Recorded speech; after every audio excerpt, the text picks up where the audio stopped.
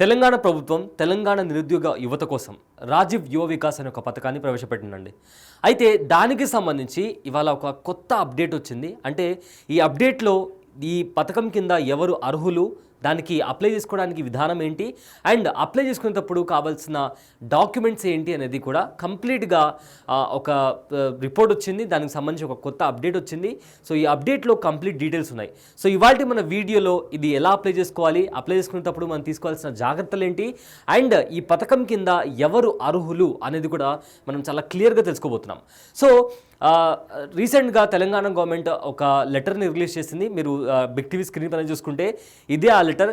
రాజీవ్ యువ వికాసంకి సంబంధించి ఎలాంటి వారు అర్హులు, దానికి సంబంధించిన డాక్యుమెంట్స్ ఏంటి, అండ్ ఎంతవరకు ఈ తెలంగాణ యువ వికాస్ కింద ఎవరైతే అర్హులు ఉన్నారో వాళ్ళకు ఎంతవరకు డబ్బులు వస్తాయి, అండ్ సబ్సిడీ ఎంతవరకు వస్తుందని కూడా దాని మొత్తం మీద అంటే కంప్లీట్ డీటెయిల్స్ని పొందుపరుస్తూ ఒక ప్రెస్ నోట్ని కూడా గవర్నమెంట్ ఆఫ్ తెలంగాణ రిలీజ్ చేసింది. సో మనం ఇక్కడ స్క్రీన్ మీద క్లియర్ చూసుకోవచ్చు.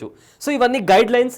సో ముందుగా మనం ఈ పథకం కింద రాజీవ్ యువ వికాస్ పథకం కింద అసలు ముందుగా ఎంతవరకు మనం డబ్బులు అంటే ఎవరైతే నిరుద్యోగ యువత ఉన్నారో వాళ్ళకు గవర్నమెంట్ ఎంతవరకు సహాయం అందిస్తుంది అనేది కూడా మనం ఇక్కడ చాలా క్లియర్గా చూసుకోవచ్చు. అయితే ఈ స్కీమ్ కింద ఎస్టీ, ఎస్సీ, బీసీ, అలానే మైనారిటీ అండ్ ఈబీసీ వాళ్ళు, అలానే ఈడబ్ల్యూఎస్ వాళ్ళు దీని కింద వచ్చే వాళ్ళకి ఈ పథకం కింద వీళ్ళందరూ అర్హులు. అండ్ అయితే ఇంకా చూసుకుంటే ఈ ఎకనామిక్ సపోర్ట్ సిస్టమ్ కింద ఈ స్కీమ్ కింద 50,000 నుంచి స్టార్ట్ చేసుకుంటే మొత్తం 4 లక్షల వరకు ఈ స్కీమ్ కింద రుణాలు ఇచ్చే అవకాశాన్ని ప్రభుత్వం ప్రవేశపెట్టింది. సో ఇక్కడ ఫస్ట్ అయితే 50,000 చూసుకుంటే దానికి సబ్సిడీ 100% సబ్సిడీ వస్తుంది. అంటే మీరు తిరిగి ఎలాంటి మళ్ళీ రిటర్న్ కట్టాల్సిన అవసరం లేదు. కానీ 50,000 ₹1 నుంచి ₹1,00,000 వరకు అయితే 90% సబ్సిడీ వస్తుంది. 10% బ్యాంక్ లోన్, అంటే మీరు 10% బ్యాంక్ లోన్ని రిటర్న్ పే చేయాల్సి వస్తుంది. నెక్స్ట్ వచ్చేసి ₹1,00,000 నుంచి 2,00,000 వరకు అయితే 80% సబ్సిడీ వస్తుంది. 20% మీరు బ్యాంక్ లోన్ని రీపే చేయాల్సి ఉంటుంది. ఇక 2 లక్షల నుంచి 4 లక్షల వరకు అయితే 70% సబ్సిడీ వస్తుంది. 30% బ్యాంక్ లోన్ని మనం రీపే చేసుకోవాల్సి వస్తుంది. ఇకపోతే ఒకవేళ మైనర్ ఇరిగేషన్ వాళ్ళు ఉన్నారు, లేదా వనరబుల్ గ్రూప్స్ అంటే ఈ ట్రాన్స్జెండర్ వాళ్ళు కావచ్చు, లేదా మైగ్రేట్ అన్న వాళ్ళు కావచ్చు, లేదా డిసబిలిటీ ఉన్న వాళ్ళు కావచ్చు, వీళ్లకు ₹1,00,000 వాళ్ళకు రుణం ఇస్తే 90%, దాంతోపాటు ఇంకో 10% ఈఎంఎఫ్ కింద సబ్సిడీ వస్తుంది. వాళ్ళు అంటే కంప్లీట్ వాళ్ళకు ఎలాంటి మళ్ళీ రీపే చేయాల్సిన అవసరం లేకుండా వీలు కల్పిస్తూ ప్రభుత్వం ఈ పథకాన్ని తీసుకొచ్చింది. అయితే దీనికి సంబంధించి ఫర్దర్గా ఎవరు అర్హులు, అండ్ దాంతోపాటు దీనికి ఈ స్కీమ్ని అప్లై చేసుకోవడానికి కావాల్సిన డాక్యుమెంట్స్ ఏంటి, అండ్ ఎక్కడ అప్లై చేసుకోవాలి, అప్లై చేసుకున్న తర్వాత ఆ ఫామ్ని ఎక్కడ సబ్మిట్ చేయాలి అనే దాని వివరాలు కూడా మనము కంప్లీట్గా తెలుసుకునే ప్రయత్నం చేద్దాం.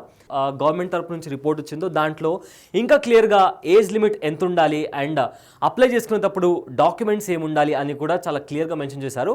సో ఒకసారి ఏజ్ లిమిట్ చూసుకుంటే for non agricultural schemes as of July 1st of implementation 21 to 55 years age limit ఉండాలండి. అంటే ఒకవేళ మీరు నాన్ అగ్రికల్చరల్ సెక్టార్స్ కింద ఈ స్కీమ్ కింద మీరు రాజీవ్ యువ వికాస్ స్కీమ్ కింద మీరు అప్లై చేసుకుంటుంటే మీ ఏజ్ వచ్చేసి 21 నుంచి 55 years వరకు ఉండాలి.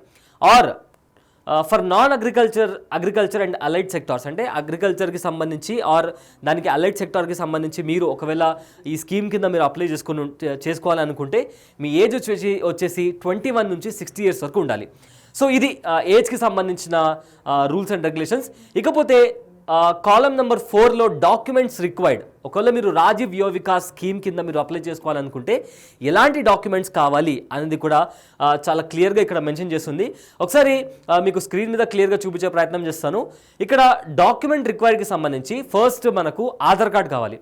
ఆధార్ కార్డ్, దాని తర్వాత రేషన్ కార్డ్. ఒకవేళ మీ దగ్గర రేషన్ కార్డ్ లేకపోతే ఇన్కమ్ సర్టిఫికేట్, అంటే మీకు ఇయర్ మొత్తంలో ఎంత ఇన్కమ్ వస్తుంది అనేది కూడా ఇన్కమ్ సర్టిఫికేట్ కావాలి. ఆర్ రేషన్ కార్డ్, రెండిట్లో ఏదో ఒకటి సబ్మిట్ చేయొచ్చు. దాంతోపాటు caste certificate issued after Telangana formation. Telangana divide అయిన తర్వాత, అంటే ఉమ్మడి ఆంధ్రప్రదేశ్ నుంచి తెలంగాణ డివైడ్ అయిన తర్వాత మీ క్యాస్ట్ సర్టిఫికేట్, అంటే మీరు తెలంగాణ గవర్నమెంట్ నుంచి మీకు ఇవ్వబడిన క్యాస్ట్ సర్టిఫికేట్ ఉండాలి. దాంతోపాటు permanent driving licence for transport sector schemes, అంటే ఈ స్కీమ్ కింద మీరు ట్రాన్స్పోర్ట్ సెక్టార్ చూస్ చేసుకుంటే నీకు సంబంధించిన డ్రైవింగ్ లైసెన్స్ అనేది చాలా ఇంపార్టెంట్, అది ఖచ్చితంగా ఉండాలి. అండ్ ఆల్సో పట్టాదార్ passbook for agricultural schemes. So ఈ స్కీమ్ కింద మీరు అగ్రికల్చరల్ సెక్టార్ సెలెక్ట్ చేసుకుంటే దానికి మీ ఏదైతే పట్టాదార్ పాస్బుక్ ఉందో ఆ పట్టాదార్ పాస్బుక్ కూడా కంపల్సరీ కావాలి. అండ్ ఆల్సో SADAREM సర్టిఫికేట్, దాంతోపాటు పాస్పోర్ట్ సైజ్ ఫోటో, దాంతోపాటు వనరబుల్ గ్రూప్ సర్టిఫికేషన్. అంటే వనరబుల్ గ్రూప్ అంటే ఒకవేళ మీరు ట్రాన్స్జెండర్ కమిటీకి సంబంధించి కావచ్చు, లేదా మీలో ఏదైనా డిసేబిలిటీ ఉన్నా, లేదా విడో ఉమెన్ ఉన్నా, సో వాళ్ళు ఆ కేటగిరీ వాళ్ళైతే సర్టిఫికేట్ ఉండాల్సిన అవసరం ఉంది. అంటే certified by mandal level committee. Mandal level committee ఇచ్చిన సర్టిఫికేట్ని కూడా మీరు ప్రవేశపెట్టాల్సి ఉంటుంది. ఇంకోసారి చెప్పే ప్రయత్నం చేస్తాను. డాక్యుమెంట్స్ వచ్చేసి ఆధార్ కార్డ్, రేషన్ కార్డ్ లేదా ఇన్కమ్ సర్టిఫికేట్ కావాలి, caste certificate issued after Telangana formation, permanent driving licence for transport sector schemes, and also పట్టాదార్ పాస్బుక్ కావాలి, SADAREM సర్టిఫికేట్ కావాలి, అలానే పాస్పోర్ట్ సైజ్ ఫోటోగ్రాఫ్ కావాలి, వనరబుల్ గ్రూప్ సర్టిఫికేషన్. సో ఇవి కావాల్సిన డాక్యుమెంటేషన్. సో ఫర్దర్గా ఇంకా ఎలాంటి కండిషన్స్ ఉన్నాయి అంటే, ఇప్పుడు ఒక ఇంట్లో ఒక 2-3 ఉంటే అందరికీ ఈ స్కీమ్ కింద వాళ్ళు అందరు అర్హులు కాదు, ఇంట్లో నుంచి ఒక్కరు మాత్రమే. సో ఇక్కడ చూసుకుంటే one household shall be limited to 1 self employment scheme with a period of 5 years. So ఈ 5 సంవత్సరాల కాలంలో ఒకరికి మాత్రమే ఈ స్కీమ్ కింద అర్హత పొందే అవకాశం ఉందని కూడా ఈ పాయింట్లో మెన్షన్ చేశారు. అండ్ ఆల్సో ఫస్ట్ ప్రిఫరెన్స్, ఈ స్కీమ్ని అప్లై చేసుకునేటప్పుడు ఫస్ట్ ప్రిఫరెన్స్ ఎవరికి ఇస్తారు అనేది కూడా ఇక్కడ చాలా క్లియర్గా రాస్తుంది. Candidate availing the ESS for the first time. అంటే ఎంప్లాయ్మెంట్ స్కీమ్ కింద for the first time apply చేసుకున్న వాళ్ళకు ఫస్ట్ ఎవరైతే అప్లై చేసుకుంటారో వాళ్ళకు ఫస్ట్ ప్రిఫరెన్స్ ఇస్తారు. అండ్ దాంతోపాటు women candidate minimum 25% of total target. అంటే ఉన్న ఈ స్కీమ్స్లలో ఆల్మోస్ట్ ఒక 25% ఎక్కువగా మహిళలకు ప్రిఫరెన్స్ ఇచ్చే అవకాశం ఉందని కూడా చెప్తున్నారు. And also persons with disabilities, అంటే ఫిజికల్లీ హ్యాండిక్యాప్ వాళ్ళు ఉంటారు కదా, వాళ్లకు 5% మినిమం ఒక 5% వాళ్లకు కేటాయించే అవకాశం కూడా కనిపిస్తుంది.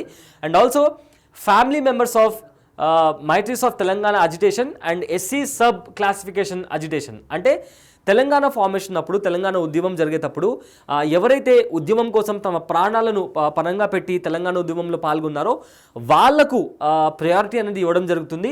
అండ్ ఆల్సో షెడ్యూల్ కాస్ట్లో సబ్ క్లాసిఫికేషన్స్ ఉంటాయి, సో వాళ్ళకు కూడా ప్రిఫరెన్స్ ఇవ్వడం జరుగుతుంది. అండ్ దాంతోపాటు candidates with existing skills in self employment.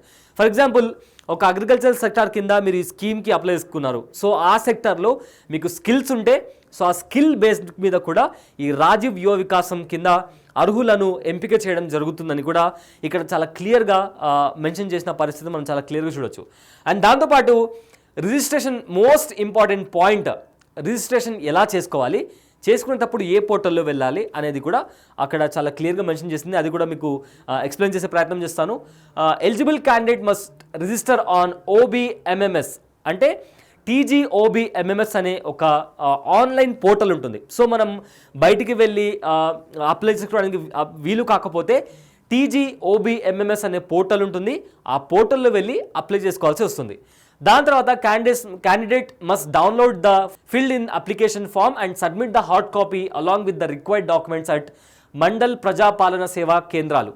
So అక్కడ ఆ పోర్టల్లో మీరు ఏదైతే డాక్యుమెంట్ ఫిల్ చేస్తారో దాన్ని డౌన్లోడ్ చేసుకొని MPDO అంటే మండల ప్రజాపాలన సేవా కేంద్రాలు ఏవైతే పెట్టారో అక్కడికి వెళ్ళి ఆ ఫామ్ని మీరు సబ్మిట్ చేయాలి విత్ డాక్యుమెంట్స్. ఇందాక నేను చెప్పినట్లు Aadhaar card, ration card, income tax certificate, ఒకవేళ మీరు ఫిజికల్లీ హ్యాండిక్యాప్ అయితే దానికి సంబంధించిన certificate.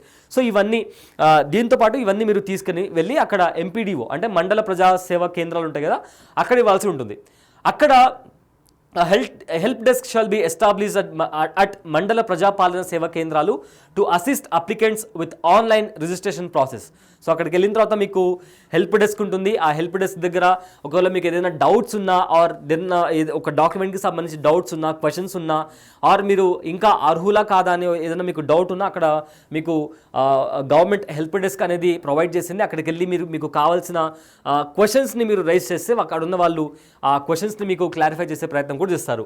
And also beneficiary can choose any activity of his choice which are viable financially. So అతను ఏ సెక్టార్కి అతను అర్హుడు అని అతనికి అనిపిస్తుందో, సో తనకు ఏ ఫినాన్షియల్ పార్ట్ కింద తనకు ఈ స్కీమ్ కింద తను అప్లై చేసుకోవాలి అనుకుంటున్నాడో దాన్ని అతను క్లియర్గా అర్థం చేసుకొని అతను అప్లై చేసుకునే పరిస్థితి కూడా ఇక్కడ క్లియర్గా గవర్నమెంట్ కనిపించింది. అండ్ వెరిఫికేషన్ ఎలా జరుగుతుంది, అండ్ స్క్రీనింగ్ ఎలా జరుగుతుంది, అండ్ బ్యాంక్ లింకేజ్ ఎలా జరుగుతుంది అని కూడా చాలా క్లియర్గా దీంట్లో వాళ్ళు పొందుపరచడం జరిగింది.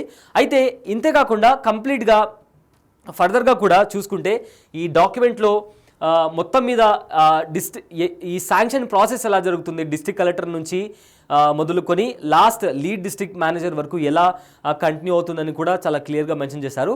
అండ్ ఆల్సో ఇంకా కాస్త మనం ముందుకెళ్తే దీనికి సంబంధించి అంటే ఫర్దర్గా ఈ ప్రాసెస్ ముందుకు ఎలా వెళ్తుంది, గ్రీవెన్స్ పోర్టల్ ఇచ్చారు.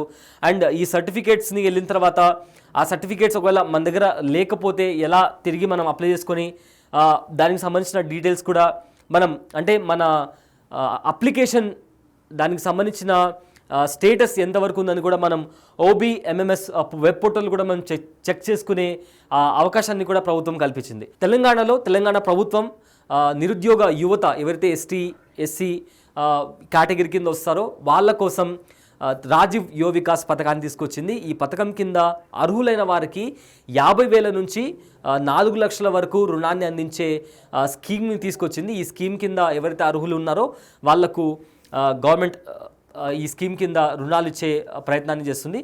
సో ఇందాక స్టార్టింగ్లో మనం చెప్పుకున్నట్లు 50,000 నుంచి 4 లక్షల వరకు రుణాన్ని అందిస్తుంది. ఒకవేళ 50,000 మీరు తీసుకుంటే మీకు 100% సబ్సిడీ వస్తుంది. అంటే ఎలాంటి లోన్ని మళ్ళీ రీపే చేయాల్సిన అవసరం లేదు.